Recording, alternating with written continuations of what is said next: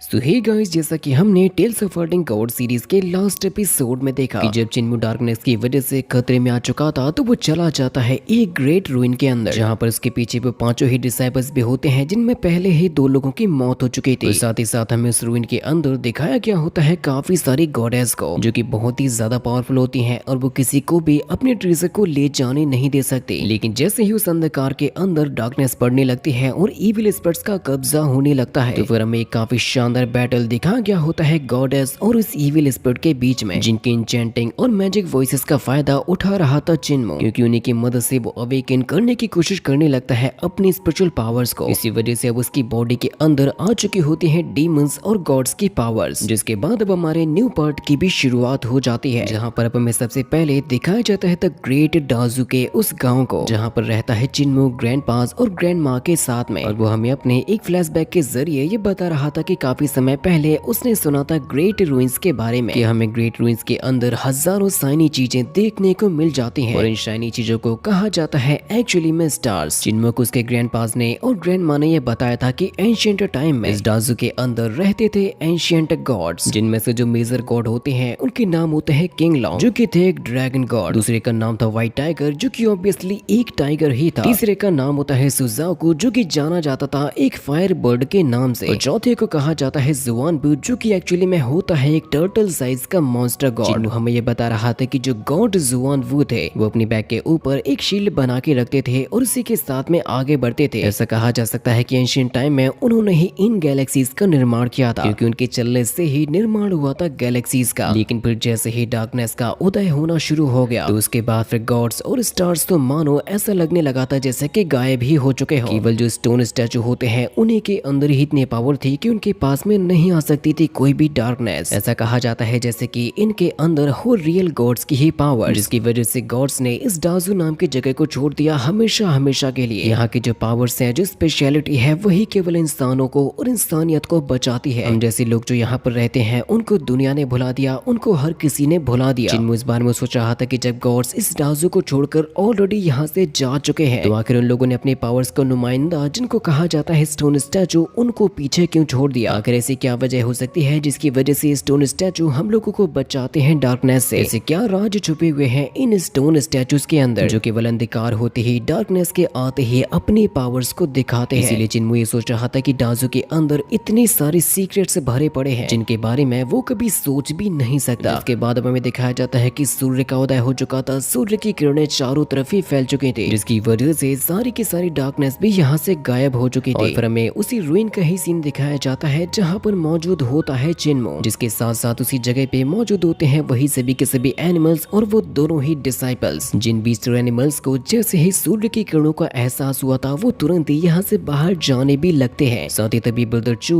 कहने लग जाता है चिन्मू से कि देखो अब तुम्हारा वक्त आ चुका है मरने का। तो चिन्मू से कहने लगता है कि देखो तुम रूइन के अंदर कोई भी तबाही नहीं मचा सकते, कोई भी हमला नहीं कर सकते। अगर तुम लोग गलती से भी ऐसा करोगे तो ये सारे के सारे बीस्ट और एनिमल्स तुम्हारे दुश्मन बन जाएंगे। जो बात सुनते ही वॉरियर गर्ल कहती है कि थोड़े ही समय में ये सभी के सभी बीस्ट और एनिमल्स इस रूइन को छोड़कर चले जाएंगे। मुझे बताओ जरा कि आखिर फिर उसके बाद तुम्हारी हेल्प कौन करेगा, तुम्हारी जान को हमसे कौन बचाएगा। तभी चिन्मू इस बार में सोच रहा था कि अभी तक ठीक तरीके से उसकी इमॉर्टल बॉडी भी अवेकन नहीं हुई थी और ना ही उसका कल्टीवेशन, और अगर ये दोनों के दोनों एक ही पल में उसके ऊपर हमला करने लगेंगे तो चिन्मू इन दोनों का मुकाबला कर भी नहीं पाएगा। अगर ये एलियन बीस्ट चिन्मू की हेल्प नहीं करेंगे तो चंद पलों के अंदर ही उसकी जान चली जाएगी। इसी वजह से अब उसको किसी न किसी तरीके से इन बीस्ट का ही सहारा लेना होगा यहाँ से निकलने के लिए। जिस मोमेंट पर अब तभी धीरे धीरे करके इन एनिमल्स ने यहाँ से भागना शुरू कर दिया था, तभी चिन्मू इन दोनों को चकमा देने के लिए सबसे पहले यूज करता है अपनी गुलेल का, कि यहाँ पर चारों तरफ ही धुआं फैल चुका था और ब्रदर चू को पता ही नहीं चलता कि आखिर चिन्मू कहाँ पर गया। वॉरियर गर्ल से कहता है कि देखो तो जरा आखिर वो लड़का अचानक से ही कहाँ पर चला गया। चिन्मू तो असल में उन्हीं बीस्ट का ही सहारा लेते हुए उन्हीं के आसपास छुपते हुए यहाँ से बाहर जाने की कोशिश करने लगता है। वॉरियर गर्ल कहती है कि देखो वो तो वहाँ से छिपते हुए भागने की कोशिश कर रहा है। तो वॉरियर गर्ल उसके ऊपर अपने कंट्रोलिंग स्वॉर्ड का यूज करने की कोशिश करने लगती है, जहाँ पर ब्रदर चू ने उसको रोक लिया था कि नहीं अभी ऐसा मत करो, क्योंकि ऐसा करने की वजह से ये बीस्ट भड़क जाएंगे। इसीलिए इन लोगों को केयरफुली उसके पास में जाना होगा और पास में ही जाकर जान से मारना होगा। इसीलिए ये दोनों के दोनों भी उन्हीं का ही पीछा करना शुरू कर दिए थे। चिन्मू एक बीस्ट के ऊपर बैठा हुआ था और तभी उसकी नजर पड़ती है अपने पीछे, जहाँ पर वॉरियर गर्ल और ब्रदर चू आ चुके होते हैं एक दूसरे बीस्ट के ऊपर। जो चिन्मू चिन्मू होता है वो एक्चुअली में बैठा हुआ था एक स्नेक बीस्ट के ऊपर, इसकी उसने रफ्तार बढ़ा दी होती है यहाँ से भागने के लिए। इसीलिए ब्रदर चू वॉरियर गर्ल से कहता है कि हम लोगों को किसी भी हाल में इस बार हारना नहीं है, क्योंकि अगर हम लोगों ने गलती से भी ऐसा कर दिया तो हमारे मास्टर हमसे कितने ज्यादा डिसअपॉइंट हो जाएंगे। इसीलिए तुम्हें सबसे पहले उसके करीब जाकर ही उस पर हमला करना होगा। तब तक मैं सामने जाके उसका इंतजार करूंगा और सामने से आकर उसके कमजोर होते ही हमला भी कर दूंगा, जिससे कि वो झुंड में गिरने की वजह से उसकी मौत भी हो जाएगी। वॉरियर गर्ल कहती है कि ब्रदर चू आप चिंता मत करो, इस बार मैं अपनी पूरी जान लगा दूंगी, अपनी पूरी कोशिश करूंगी उसको जान से मारने के लिए। इसीलिए वो तुरंत यहाँ से चली जाती है उसके साथ में फाइट करने के लिए, जहाँ पर हम ये देख पाते हैं कि काफी सारे जो एनिमल होते हैं वो बाहर भी निकल चुके थे। इस मोमेंट पर तभी वॉरियर गर्ल ने अपनी एक बहुत ही जोरों की किक को यूज किया था, लेकिन चिन्मू अपने आप को बचाने के लिए उसके हमले को डॉज करता है, जिसकी वजह से वॉरियर गर्ल की जो किक होती है वो सीधी जाके हिट हो जाती है उसी स्नेक बीस्ट से, जिस स्नेक बीस्ट की एक ही झटके के साथ में मौत भी हो चुकी थी। कहीं लगता है कि सच में ये वॉरियर गर्ल तो मेरी सोच से भी ज्यादा ताकतवर है। जिसके तुरंत ही बाद अब इन दोनों के ही बीच में क्लोज कॉम्बैट फाइट भी स्टार्ट हो जाती है, जहाँ पर वॉरियर गर्ल अपने मार्शल आर्ट का यूज कर रही थी चिन्मू को सबक सिखाने के लिए, लेकिन चिन्मू तो यहाँ पर उसके हमलों से खुद को बचाने के लिए काफी स्पीड के साथ में भागना शुरू कर देता है। लेकिन आखिर इतनी आसानी के साथ में वॉरियर गर्ल कैसे ही रुकने वाली थी, वो बार बार और लगातार हमले पर हमले करते ही जाती है चिन्मू पर। उसके हमले काफी ज्यादा स्ट्रॉन्ग होते हैं, लेकिन उसको चिन्मू की किक के बारे में भी पता चल चुका था। इस मोमेंट पर अब तभी वॉरियर गर्ल ने अपनी स्वॉर्ड को कंट्रोल करना भी शुरू कर दिया था। तभी फिर चिन्मू उसके साथ में फाइट करते हुए याद करने लग जाता है अपने ग्रैंडपा 2 की बातों को। उन्होंने चिन्मू से कहा था कि भले ही मेरे पास में लेग्स नहीं है, लेकिन उनको कभी भी किसी भी किकिंग टेक्निक का कोई भी डर नहीं होता। इसीलिए चिन्मू उसके सारे के सारे स्वॉर्ड अटैक को डॉज भी करते जा रहा था, साथ ही साथ वो यूज कर रहा होता है अपनी किकिंग टेक्निक को। हमें देख पाते हैं कि चिन्मू की जो किक करने की पावर होती है वो वॉरियर गर्ल से ज्यादा थी, क्योंकि चिन्मू ने एक इतनी जोरों की किक को हिट किया होता है, जिसकी वजह से वॉरियर गर्ल के लेग में क्रैक आ चुका था। उसकी लेग भी शेक करने लगी थी, जिससे कि वो बहुत ही ज्यादा कमजोर हो चुकी हो। जिसके तुरंत ही बाद अब चिन्मू ने दोबारा से उसके करीब आकर अपनी लेग्स को हिट करना स्टार्ट कर दिया था, जो अटैक्स वाकई में काफी ज्यादा स्ट्रॉन्ग भी होते हैं। जिस मोमेंट पर तभी वॉरियर गर्ल अपनी स्वॉर्ड से अटैक करती है, लेकिन चिन्मू उसको डॉज कर देता है, जिससे कि गुस्से में आकर उसने हमला तो किया था, लेकिन चिन्मू की एक और किक वॉरियर गर्ल की हालत को खराब कर देती है और उसको फेंक देती है एनिमल्स के ही बीच में। वो नीचे गिरते हुए अपने सीनियर से ये कह रही थी कि ब्रदर चू प्लीज मुझे बचा लो, लेकिन ये इतना ज्यादा हरामी बंदा होता है कि वो वॉरियर गर्ल को बचाने के लिए नहीं जाता, जो कि उन्हीं एनिमल्स के नीचे गिर जाती है और उनके पैरों तले से कुचल जाती है। ब्रदर चू कहने लग जाता है कि जूनियर प्लीज मुझे माफ करना, लेकिन ये तुम्हारी ही गलती है, क्योंकि तुम पहले से ही जानती थी कि उस लड़के की किक्स में कितनी ज्यादा पावर्स है, फिर भी तुमने ध्यान नहीं दिया, जिसका खामियाजा और सजा तो तुम्हें मिलनी ही थी। इसी वजह से ब्रदर चू ने अपनी पावर्स को एक्टिवेट कर लिया था चिन्मू पर हमला करने के लिए, जहाँ पर अब चिन्मू भी एकदम ही तैयार होता है उसके साथ में फाइट करने के लिए। ब्रदर चू अपने कंट्रोलिंग स्वॉर्ड का यूज कर रहा था और ये कहने लगता है कि ये डेविल किड कभी भी मेरे हमले से बच नहीं पाएगा, जिसने अपने एक ही अटैक के साथ में चिन्मू को नीचे भी गिरा दिया था, लेकिन वो इंजर्ड नहीं होता, बल्कि ब्रदर चू तो बिना रुके ही लगातार हमले पर हमले करते ही जा रहा था। चिन्मू यहाँ पर सबसे पहले उसके सारे के सारे हमलों को डॉज करने की ही कोशिश कर रहा था, जिसके ऊपर काफी सारे स्वॉर्ड अटैक्स भी किए जा रहे होते हैं ब्रदर चू के द्वारा। चिन्मू की जो स्पीड होती है वो काफी लाजवाब थी, लेकिन मैं बात कर रहा था ब्रदर चू के स्वॉर्ड कंट्रोलिंग पावर के बारे में, क्योंकि ये बंदा एक साथ ही काफी सारे स्वॉर्ड्स को कंट्रोल कर सकता है और वो उन्हीं की मदद से हमला भी कर रहा था चिन्मू पर। और साथ ही चिन्मू के पास में ऐसा कोई भी वेपन नहीं होता जिसकी मदद से वो खुद को बचा पाता। चिन्मू कहने लगता है कि वक्त आ चुका है मेरे ओवरलॉर्ड बनने का, और अगर ये बात सच है तो मैं भी ओवरलॉर्ड के हित जैसे किसी भी चीज को वेपन बना सकता हूँ अपनी एनर्जी का यूज करते हुए। इसी वजह से अब चिन्मू ने रास्ते में ही उठा लिया होता है एक लकड़ी की स्टिक को, जिसके अंदर उसने 1 फुट और 3 इंचेस के अंदर अपनी एनर्जी को डाल भी दिया था। वो कहने लगता है कि चलो देखता हूँ कि आखिर मैं इसको किस तरीके से यूज कर सकता हूँ, क्योंकि उसी मोमेंट पर ब्रदर चू ने अटैक करना शुरू कर दिए थे चिन्मू पर, यहाँ तक कि वो तो खुद भी अपनी स्वॉर्ड को लेके आ जाता है चिन्मू के ही सामने उस पर हमला करने के लिए। इसका मुकाबला करने के लिए जैसे ही चिन्मू ने अपनी स्टिक का यूज किया था वो स्टिक ही ब्रेक हो जाती है। चिन्मू के ऊपर बार बार और लगातार काफी सारे हमले किए जा रहे थे, जिनको रोकने के लिए वो लकड़ी की स्टिक का यूज कर रहा था, लेकिन वो स्टिक टूटते टूटते बची होती है छोटी सी। यहाँ तक कि इसी मोमेंट पर ब्रदर चू ने अपनी किक को हिट किया होता है चिन्मू के ऊपर, और वो कहने लगता है कि देखो बच्चे अब खेल खत्म हो चुका है, क्योंकि अचानक से उसने कई सारी स्वॉर्ड से हिट कर दिया था चिन्मू के ऊपर, लेकिन चिन्मू के हाथों में जो स्टिक होती है वो इतनी ज्यादा पावरफुल हो चुकी थी, उसने उसी की मदद से रोक लिया होता है ब्रदर चू के अटैक को। ब्रदर चू को खुद भी ये बात समझ में नहीं आती कि अचानक से ही केवल एक रात के अंदर इस लड़के की एनर्जी और इस लड़के का पावर लेवल इतना ज्यादा कैसे बढ़ गया। चिन्मू ये कहने लगता है कि सच में मैंने इतनी छोटी सी स्टिक के अंदर अपनी पावर को इन्फ्यूज करके खुद को बचा ही लिया, जिसने एक ही झटके के साथ में दूर कर दिया होता है ब्रदर चू को। चिन्मू अब एक बीस्ट के ऊपर आ चुका होता है और वो ब्रदर चू से ये कहने लगता है कि मेरे हाथ में जो स्टिक है वो काफी है तुम्हारे लिए, क्योंकि अब मैं तुम्हारे सामने परफॉर्म करने वाला हूँ पिग किलिंग नाइफ टेक्निक को, जो कि एक्चुअली में उसको सिखाई होती है उसके ग्रैंडपा टू ने। उसने छोटी सी स्टिक के अंदर इतनी ज्यादा एनर्जी को इन्फ्यूज कर दिया था कि वो तो एक स्वॉर्ड से भी ज्यादा पावरफुल हो चुकी थी। इसके साथ में वो अटैक करने के लिए चला जाता है ब्रदर चू के ही ऊपर। हम देख पाते हैं कि चिन्मू की जो स्पीड और स्ट्रेंथ होती है वो पहले से भी ज्यादा बढ़ चुकी थी। इसकी वजह से अब तो वो और भी ज्यादा आसानी के साथ में सारे के सारे हमलों को डॉज कर सकता है ब्रदर चू के। ब्रदर चू भले ही बार बार और लगातार हमले पर हमले कर रहा था, लेकिन चिन्मू उसके सारे के सारे हमलों को डॉज कर देता है, जिसकी वजह से इस बार ब्रदर चू ने अपनी काफी सारी स्वॉर्ड्स को इकट्ठा कर लिया था चिन्मू पर हमला करने के लिए। सारे के सारे स्वॉर्ड एक ही बार में हिट होने को जाने लगते हैं चिन्मू से, लेकिन वो उन सभी का मुकाबला करने के लिए उसी छोटी सी लकड़ी के टुकड़े को ही यूज कर रहा था। जो चीज करते हुए चिन्मू की जो रफ्तार होती है वो बहुत ही ज्यादा बढ़ चुकी थी। ब्रदर चू को खुद अपनी आंखों पर यकीन नहीं होता कि वो क्या देख रहा है, कि ये बंदा तो फास्ट से भी ज्यादा फास्ट हो चुका है। उसे ठीक तरीके से ना तो चिन्मू दिखाई दे रहा था और ना ही उसके हिट होने वाले हमले। वाकई में चिन्मू की जो रफ्तार और रिफ्लेक्शंस होते हैं वो एकदम लगने लगते हैं लाइट की स्पीड के जैसे। जिन सारे के सारे हमलों को रोकने के बाद, उनको ब्लॉक करने के बाद उसने हमला कर दिया था ब्रदर चू के भी ऊपर। यहाँ तक कि उसने तो मौका पाते ही एक ऐसा हिट किया होता है ब्रदर चू के रिब्स के ऊपर, उसकी रिब्स ब्रेक हो जाती हैं। उसने उसके हाथ की हड्डी को भी तोड़ दिया था, यहाँ तक कि उसने ब्रदर चू के लेग की हड्डी को भी तोड़ दिया था। जिस बात पर ब्रदर चू को यकीन नहीं होता कि उसने केवल छोटी सी स्टिक का यूज करते हुए इस बंदे की ऐसी हालत को कर दिया है। वो बार बार लगातार इतने सारे हमले कर रहा था उसके ऊपर। ब्रदर चू ने इस बार अपने सारे के सारे स्वॉर्ड को प्रिपेयर कर लिया था चिन्मू को जान से मारने के लिए। जिन सारे के सारे हमलों को चिन्मू ने काफी आसानी के साथ में डॉज भी कर दिया था। एक बहुत ही जोरों का हिट कर दिया होता है ब्रदर चू के फेस के ऊपर, जिससे कि उसका जबड़ा टूट जाता है। यहाँ तक कि चिन्मू ने उसके हाथ की हड्डी को भी तोड़ दिया था। चिन्मू उसके फेस को भी बहुत ही बुरी तरीके से इंजर्ड करता है। जो नजारा देखने वाला था कि चिन्मू ने कमजोर होते हुए भी उसकी ऐसी हालत कर दी। इसके आगे की फाइट को देखने के लिए जल्दी से चैनल को सब्सक्राइब भी कर दो।